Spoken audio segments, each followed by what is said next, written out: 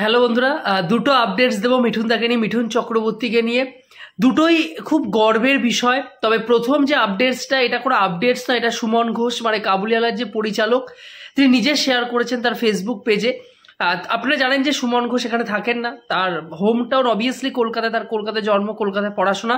পরবর্তী তিনি লন্ডনে চলে যান, সেখানে তার বিস্তীর্ণ রিসার্চ এবং সেখানে তার পরবর্তী জীবনযাপন কাটে এবং এই মুহূর্তে তিনি ফ্লোরিডায় থাকেন।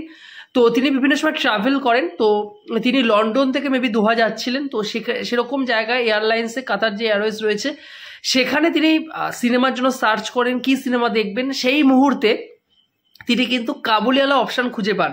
এবার আমাদের বাংলা যে দর্শক রয়েছে, ভারতীয় যে দর্শক রয়েছে, তারা বলতে পারেন যে কাবুলিওয়ালা তো ওটিটিতে রিলিজ করেনি। দেখুন, ওয়ার্ল্ড ওয়াইড সিনেমা বিভিন্ন জায়গায় বিভিন্নভাবে কিন্তু সিনেমাটা রিলিজ করেছে, ঠিক আছে, বিভিন্ন ল্যাঙ্গুয়েজে কিন্তু বাইরের দেশগুলোতে রিলিজ করেছে এবং এটা মেনলি ইংলিশ ল্যাঙ্গুয়েজের বিভিন্ন ওয়ার্ল্ড ওয়াইডে তারা রয়েছে সিনেমাটা।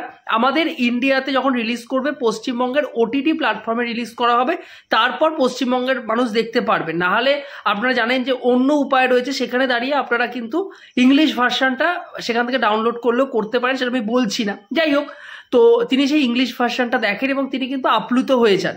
এবং শুধু তাই নয়, তার কমেন্ট বক্সে আমি দেখলাম বিভিন্ন মানুষ যারা বাইরে থাকেন, যারা বিভিন্ন সময় ট্রাভেল করেন বিশেষ করে ফ্লাইটে আর কি, তারা লিখেছেন যে শুধুমাত্র লন্ডন বা দোহা বা কাতার এয়ারলাইন্স বলে নয়, বিভিন্ন সময় তিনি যখন বিশ্বের বিভিন্ন প্রান্তে তারা ট্রাভেল করেছে, ইংলিশ ভার্সান কিন্তু দেখানো হয়েছে এবং অপশান কিন্তু রাখা হয়েছে এবং তারা নিজে দেখেছে যে প্রচুর মানুষ কাবুলিওয়ালার ইংলিশ ভার্সান কিন্তু দেখেছে। তো আপনারা জানেন যে এই সিনেমাটার মাধ্যমে মানে বাইরের দেশগুলোতে শুধু যে প্রশংসা কুড়িয়েছে তা নয়, বাইরের প্রচুর জায়গায় কিন্তু স্ক্রিনিং করা হয়েছে এবং এই মুহূর্তে দাঁড়িয়েও কিন্তু অনেক জায়গায় স্ক্রিনিং করা হচ্ছে। এবার যে সেকেন্ড আপডেটসটা এর সাথে রিলেটেড সেটা দেবো, সেটা হলো প্রচুর মানুষ আমাকে কমেন্ট বক্সে জানিয়েছেন যে কাবুলিওয়ালা এখানে পশ্চিমবঙ্গে কবে ওটিটিতে রিলিজ করবে। আপনারা জানেন যে ওটিটি রাইটস রয়েছে হইচইয়ের কাছে, যেহেতু এসবিএফ এর সিনেমা। তবে দেখুন, আপনারা জানেন যে কোনো সিনেমা বাংলায় রিলিজ করার 1-1.5 মাসের মধ্যে ওটিটিতে কিন্তু হইচই রিলিজ করে দেয়। কাবুলিওয়ালা কিন্তু একটা ক্লাসিক সিনেমা, কাবুলিওয়ালা কিন্তু একটা সিনেমা নয়, এটা একটা ইমোশন এবং এসবিএফ এই সিনেমার মাধ্যমে তারা ওয়ার্ল্ড ওয়াইড কিন্তু ভিজিট করছে বলতে পারেন, ঠিক আছে।